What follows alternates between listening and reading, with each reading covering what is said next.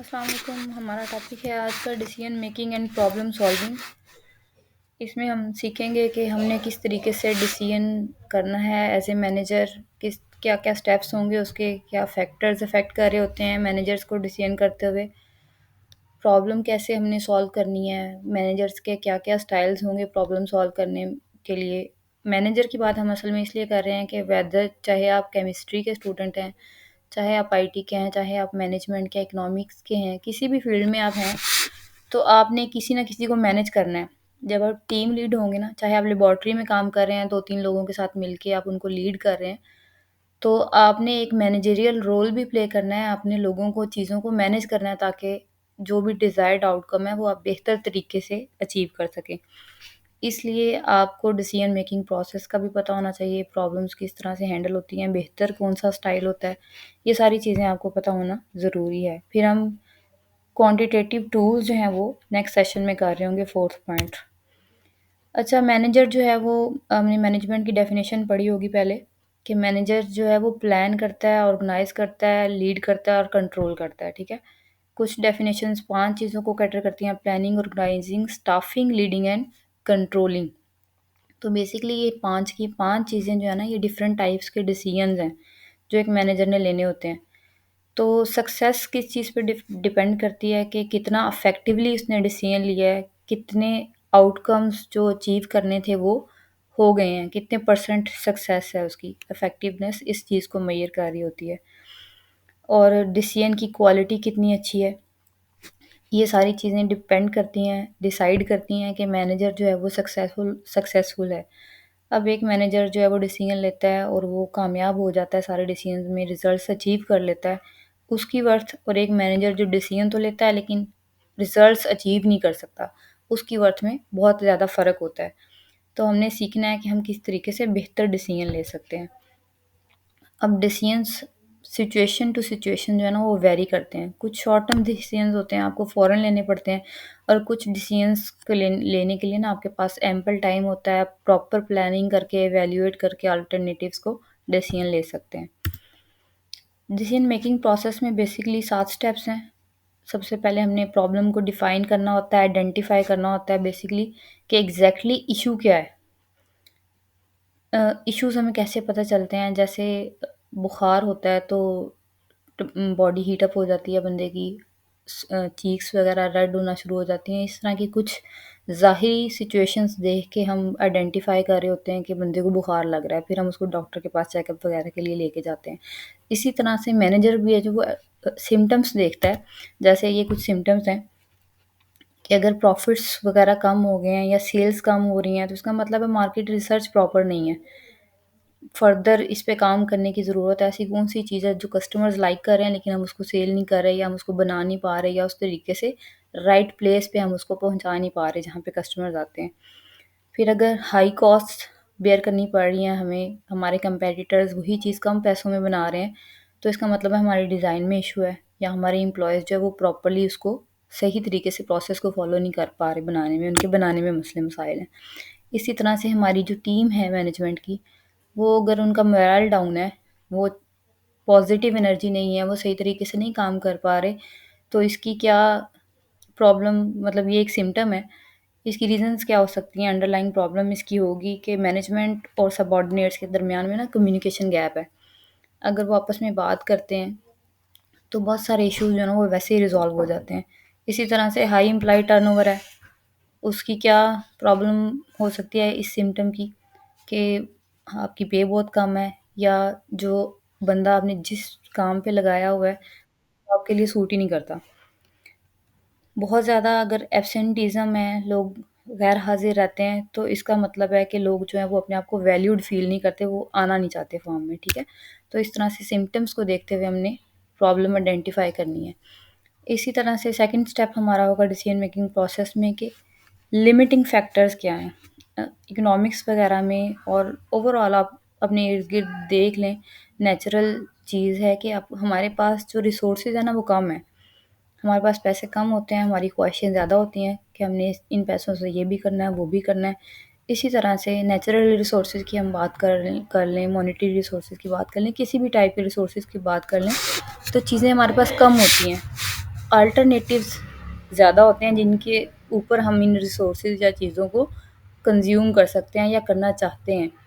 तो इसी तरह से एक मैनेजर, किसी भी फील्ड का वो मैनेजर है, उसके पास प्रॉब्लम तो है लेकिन उसको सॉल्व करने के लिए उसके पास टाइम, पर्सनल यानी कि कितने उसके पास एम्प्लॉइज़ मौजूद हैं या बंदे कितने उस काम को हल करने के लिए लगा सकता है। फिर इंफॉर्मेशन एक रिसोर्स है, इंफॉर्मेशन भी किसी सिचुएशन में आपको कम मिल रही होती है, किसी में आपको ज़्यादा मिल रही है। फिर इक्विपमेंट एक रिसोर्स है।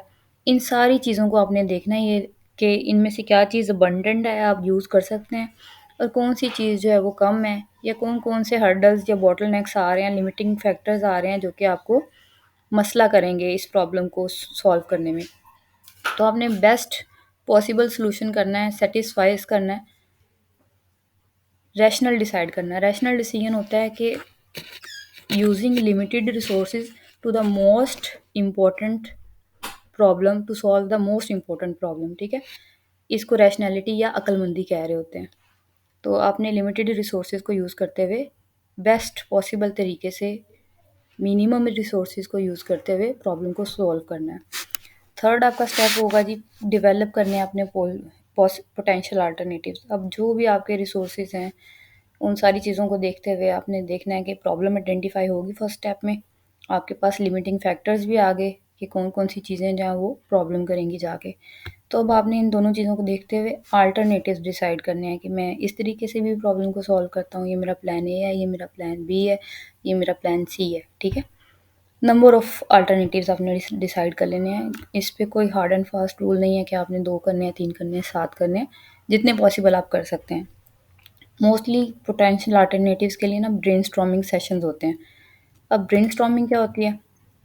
ब्रेनस्टॉर्मिंग बेसिकली ये होती है कि आप एक ग्रुप ऑफ पीपल को 7 से 8 लोग कम से कम होते हैं, जो कि मिल के एक एक ही टॉपिक पे टू द पॉइंट डिस्कशन कर रहे होते हैं। और टू द पॉइंट का मतलब है कि उस प्रॉब्लम के अलावा उस ग्रुप में कोई डिस्कशन नहीं होगी, ठीक है? और सब लोगों के आइडियाज़ को इक्वल वेटेज दी जा रही होती है, इम्पोर्टेंस दी जा रही होती है। तो ये आइडिया जनरेशन की वैसे और टेक्निक्स भी होती हैं, 3 यहाँ पे मेंशन्ड हैं। एक ब्रेनस्टॉर्मिंग है, एक स्ट्रक्चर्ड ब्रेनस्टॉर्मिंग है जिसमें इक्वल कंट्रीब्यूशन इनकरेज किया जाता है। होता ये है कि जब ग्रुप डिस्कशन होती है ना, तो अब 2 सीनियर मैनेजमेंट के लोग हैं, 2 मिडल मैनेजमेंट के लोग हैं और 2 लोअर मैनेजमेंट के लोग हैं, फॉर एग्ज़ाम्पल ग्रुप जो बना ब्रेनस्टॉर्मिंग के लिए।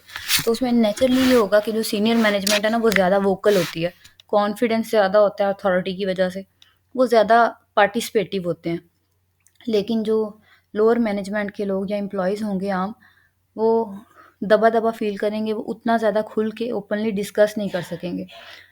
तो ये एक ड्रॉबैक है ब्रेनस्टॉर्मिंग का जिसको हम अवॉइड करते हैं, रिमूव करते हैं नॉमिनल ग्रुप टेक्निक में, जिसको स्ट्रक्चर्ड ब्रेनस्टॉर्मिंग भी कहा जा रहा होता है। इसमें इक्वल कंट्रीब्यूशन इनकरेज करते हैं कि आप अगर 7 लोग हैं, तो 7 के 7 लोगों ने अपनी राय का इज़हार करना है। ऐसा नहीं होगा कि एक ज़्यादा बोल रहा है और दूसरा जो है वो खामोश बैठा हुआ है या नहीं कंट्रीब्यूट कर रहा।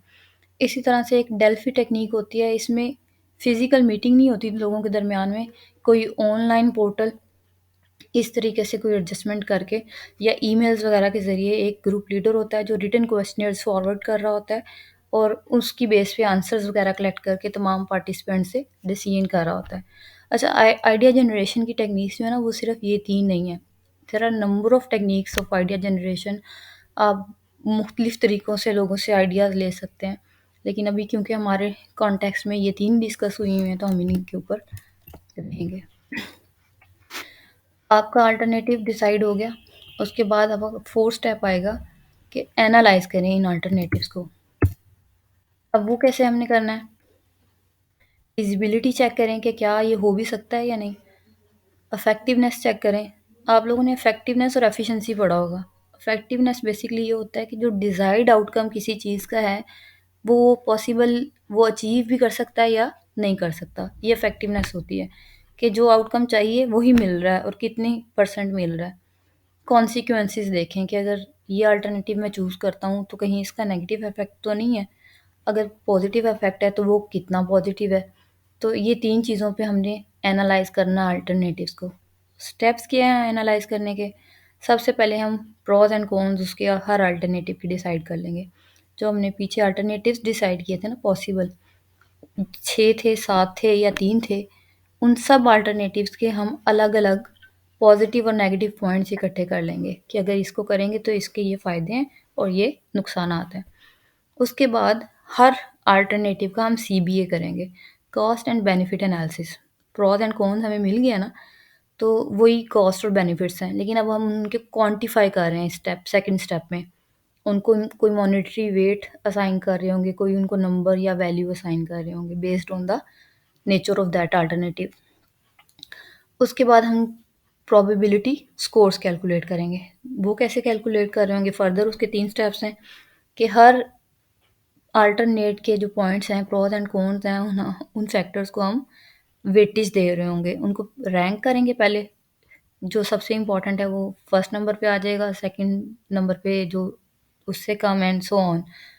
प्रोस को भी इसी तरह से वेट कर लेंगे और कॉन्स को भी वेट कर लेंगे। देन उसको एक प्रोबेबिलिटी फैक्टर एक नंबर से हम असाइन करके मल्टीप्लाई कर देंगे, तो वो न्यूमेरिक नंबर आ जाता है। ये वेटिंग का भी एक प्रोसेस होता है जो कि हम देखते हैं कि आगे शायद डिस्कस हो रहा हो। एनालाइज़ हो गया अल्टरनेटिव, इसके बाद हमने वेटेज भी आ गई, अब सब लोगों के नंबर्स असाइन हो गए हैं, सब फैक्टर्स के नंबर्स असाइन होके प्रोबेबिलिटीज़ बनी हैं और वो ऐड अप होके टोटल एक नंबर बन गया होगा हर अल्टरनेट मेथड का। सिलेक्टिंग द बेस्ट अल्टरनेटिव में हम क्या करेंगे, जिसका सबसे ज़्यादा स्कोर होगा प्रोबेबिलिटी में, उसको हम सेलेक्ट कर लेंगे। क्वांटिटेटिव टेक्निक में तो यही होता है। अदरवाइज़ इसको डिसाइड करने के और भी मुख्तलिफ तरीके होते हैं। अब वो हम डिसीजन स्टाइल्स में देखेंगे कि और कौन से तरीके होते हैं अल्टरनेटिव सेलेक्ट करने के। अच्छा, उसके बाद हमारा अल्टरनेटिव सेलेक्ट हो गया, अब हमने क्या करना है, अब हमने उसको इम्प्लीमेंट कर देना है। इम्प्लीमेंटेशन फेज़ जो है उसमें देखना है कि जो बंदा ये काम कर सकता है बेहतर, उसको असाइन किया जाए। ठीक है, हमारे पास 4 स्टेप्स में अगर ये इम्प्लीमेंटेशन होनी है, तो हमने 4 डिफरेंट लोगों को वो टास्क असाइन करने हैं कि आप इस तरह से करें। अगर 2 लोगों के ज़िम्मे काम आ रहा है, तो उनकी कॉम्पिटेंसीज़ चेक करें, उनकी कैपेबिलिटीज़ चेक करें कि ये 2 काम ये अच्छा कर सकता है और ये 2 काम जो है वो ये बंदा अच्छे कर सकता है। इससे होगा क्या कि सक्सेस के चांसेस जो हैं वो बढ़ जाते हैं। लास्ट स्टेप में आपने क्या करना है कि establish a control and evaluation system. आपका डिसीजन इम्प्लीमेंट हो गया, तो आपने थोड़े अर्से बाद उसको जाके इवैल्यूएट भी करना है कि देखें जिस काम को करने के लिए, ये प्रॉब्लम को रिज़ॉल्व करने के लिए हमने ये सारा प्रोसेस किया है, क्या वो प्रॉब्लम रिज़ॉल्व भी हुई है या नहीं हुई। अच्छा, उसमें अब देखें कि अगर नहीं रिज़ॉल्व हुई तो क्या इशू हो सकते हैं। क्या हमने रॉन्ग अल्टरनेटिव सेलेक्ट किया? अगर रॉन्ग अल्टरनेटिव सेलेक्ट किया, इसका मतलब है जो हमारे अल्टरनेटिव्स थे उन्हीं में कोई दुरुस्त अल्टरनेटिव भी मौजूद होगा, तो उसको इवैल्यूएट करके वो सिलेक्ट करें। नहीं सेक और क्या इशू हो सकता है, तो अल्टरनेटिव तो हमने ठीक सेलेक्ट किया लेकिन उसको इम्प्लीमेंट सही से नहीं किया, तो उसकी इम्प्लीमेंटेशन में इश्यूज़ को चेक करें और सिर्फ इम्प्लीमेंटेशन को प्रॉपर कर लें तो मसला हल हो जाएगा। अगर ऐसा नहीं है तो फिर अब हो सकता है कि ओरिजिनल प्रॉब्लम ही आइडेंटिफ़ाई ठीक से नहीं हुई, तो इस सूरत में हमें सारे का सारा प्रोसेस जो है ना वो आइडेंटिफ़ाई प्रॉब्लम से दोबारा से स्टार्ट करना पड़ेगा, डिसीजन मेकिंग प्रोसेस। अब ये तीनों बातें नहीं हैं, एक और बात जो हो सकती है कि इम्प्लीमेंटेड अल्टरनेटिव जो है ना, उसको टाइम ही प्रॉपर नहीं मिला कि वो सही से रिज़ल्ट्स शो कर सके। उस सूरत में हम क्या करेंगे, थोड़ा-सा उसको मज़ीद टाइम देके दोबारा से रीवैल्यूएट करेंगे।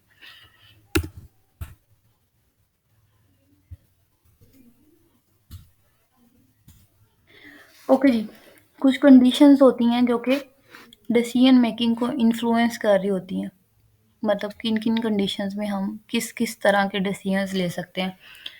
एक सिचुएशन होती है सर्टेन, जिसमें परफेक्ट इन्फॉर्मेशन अवेलेबल होती है, रूटीन प्रॉब्लम्स होती हैं, बार-बार प्रॉब्लम्स वही उसी तरह की प्रॉब्लम्स मैनेजर्स को फेस करना पड़ रही होती हैं कंपनी में। इस सूरत में क्या होता है, स्ट्रक्चर्ड प्रॉब्लम्स कहते हैं हम इनको, ठीक है? और उनके लिए हमें प्रोग्राम्ड डिसीजंस लेने होते हैं। स्ट्रक्चर्ड प्रॉब्लम्स जो बार-बार अकर कर रही हों, उनके लिए ऑलरेडी टेलर्ड सॉल्यूशंस मौजूद होते हैं। अगर एक बंदा छुट्टियाँ बहुत ज़्यादा कर रहा है, तो उसको फ़ाइन करना है या काउंसलिंग करनी है, ये कंपनी की पॉलिसीज़ के मुताबिक डिसीजन मौजूद होगा, ठीक है? उसी को हमने वहाँ से स्टडी करके इम्प्लीमेंट कर देना है। तो स्ट्रक्चर्ड प्रॉब्लम्स के लिए प्रोग्राम्ड डिसीजंस लेने हैं। एक और सिचुएशन हो सकती है रिस्क। अब रिस्क रिस्की सिचुएशंस वो होती हैं कि एक तो कंप्लीट इन्फॉर्मेशन अवेलेबल नहीं है, न्यू सिचुएशन है, ठीक है? उसके बारे में मैनेजर इतना आगाह नहीं है। तो इस सूरत में जो भी वो डिसीजन लेगा, जिस भी तरीके को फॉलो करते हुए, आउटकम्स की गारंटी नहीं होगी। To the best of his knowledge, his और हर नॉलेज, वो कोशिश करेगा कि मैं अच्छा डिसीजन लूँ, लेकिन गारंटी नहीं होगी आउटकम्स की। इन सूरतों में स्पेसिफिक डिसीजंस ले लिए जाते हैं, कस्टम मेड डिसीजंस लिए जाते हैं, जिनको नॉन प्रोग्राम डिसीजन भी कहा जाता है। जो सिचुएशन होगी उसके हिसाब से एक नया डिसीजन बनाना पड़ेगा उस टाइम पे। अच्छा, कुछ कॉन्टीजेंसीज या क्राइसिस भी होते हैं। कॉन्टीजेंसी बेसिकली क्या होती है? जिसका होना ना होना मशरूत होता है, मतलब 100% तय नहीं है कि ये होना ही होना है। जैसे आपने एक ऑयल स्पिल का केस सुना होगा, या जैसे अर्थक्वेक्स आ जाते हैं, तो कोई भी गारंटी से नहीं कह सकता कि ये हो जाएगा या ये होना ही होना है। ये आउटकम्स हैं जो कि कॉन्टीजेंट हैं। नेचुरल डिजास्टर्स वगैरह हैं जो, इनके बारे में भी 100% एक्यूरेसी के साथ कोई भी फोरकास्ट नहीं कर सक रहा होता। तो इन सिचुएशंस में मैनेजर्स क्या कर रहे होते हैं, पहले से ही कुछ ना कुछ प्लान करके रखते हैं। एक तो early warning crisis information systems लोगों ने अब डेवलप कर लिए हैं, ताकि कोई ना कोई जो है वो हिंट मिल जाए, कोई ना कोई साइन या इस तरह की चीज़ से पता चल जाए कि ये रिस्क हो सकता है। और क्राइसिस मैनेजमेंट प्लान्स बना लिए जाते हैं कि अगर जैसे ऑयल कार्गो कंपनी है, उनका ऑयल स्पिल हो गया अगर समंदर में, तो उसके लिए वो क्राइसिस मैनेजमेंट प्लान बना लेंगे कि क्या करना है उन्होंने। इसी तरह तरह से हर मैनेजर जो है वो अपनी ऑर्गेनाइजेशन के हिसाब से जो भी कॉन्टीजेंसीज हो सकती हैं, फॉर एग्जांपल किसी पे कोई केस हो गया, कानूनी चाराजोई होगी, उसके कंपेटिटर ने या कस्टमर ने या क्रेडिटर ने कोई केस कर दिया, तो उस सूरत में उसको लीगल प्रोसीडिंग्स करने के लिए कास्ट बेयर करनी पड़ेगी, टाइम निकालना पड़ेगा। तो उन्होंने क्राइसिस मैनेजमेंट प्लान बनाया होता है, उन्होंने लीगल एडवाइजर्स वगैरह को हायर करके इस तरह की चीज़ों को हैंडल कर रहे होते हैं, ठीक है? तो नंबर ऑफ कॉन्टीजेंसीज हो सकती हैं, जो कि company to company, person to person vary कर रही होती हैं। फिर एक सिचुएशन होती है अनसर्टेनिटी की। अब इसमें रिस्क या कॉन्टीजेंसी तो नहीं है, लेकिन कुछ सिचुएशंस स्ट्रक्चर्ड या रेगुलर के अलावा भी कंपनीज या मैनेजर्स फेस कर रहे होते हैं, जिनमें उनको प्रॉपर इंफॉर्मेशन अवेलेबल नहीं होती उस चीज़ के बारे में। ये मोस्ट डिफ़िकल्ट सिचुएशन होती है कि उनको कुछ भी क्लियर नहीं है। तो ऐसी सूरतों में वो इंट्यूशन बेस्ड डिसीजन लेते हैं या एजुकेटेड गेस करते हैं। एजुकेटेड गेस क्या होता है कि आप to the best of your knowledge आप पहले कोशिश करते हो कि अपना एजुकेशन बेस जो है उसको इम्प्रूव करो।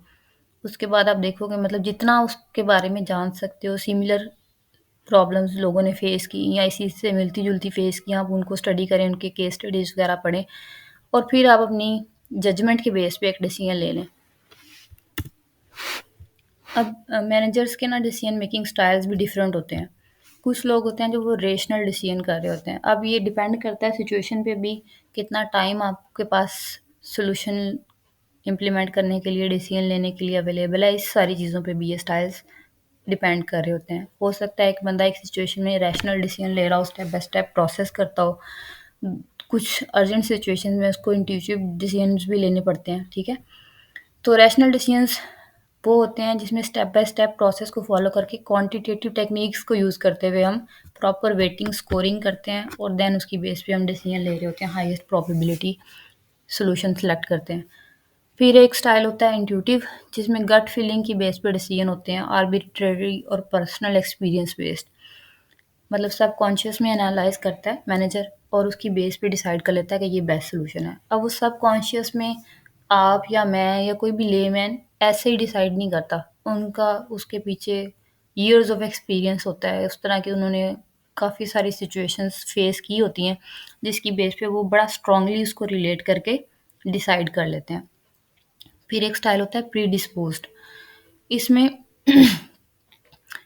इसमें होता क्या है कि अल्टरनेटिव्स तो आइडेंटिफ़ाई करता है मैनेजर, लेकिन सिर्फ़ उतने ही अल्टरनेटिव डिसाइड करता है जितने के जिसमें उसको एक पॉसिबल अच्छा डिसीजन मिल जाए। मतलब एक तो सिचुएशन ये थी ना कि हमने तमाम अल्टरनेटिव्स को आइडेंटिफ़ाई कर लिया। इसमें हमने सारे अल्टरनेटिव्स आइडेंटिफ़ाई नहीं करने।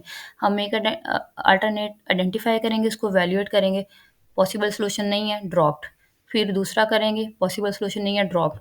तीसरा किया, इसमें काफ़ी हद तक प्रॉब्लम का सॉल्यूशन मिल रहा है, हम उसको सेलेक्ट कर लेंगे। अब हो सकता है इससे आगे कोई ऐसा अल्टरनेटिव भी मौजूद हो, जिसकी इफ़ेक्टिवनेस थर्ड वाले से ज़्यादा हो, लेकिन क्योंकि हमें उसमें पॉसिबल सॉल्यूशन मिल गया तो हम उससे आगे प्रोसेस को कंटिन्यू ही नहीं करेंगे। ये प्रीडिस्पोज़्ड स्टाइल है। चलें जी, आज के लिए इतना ही। Thank you.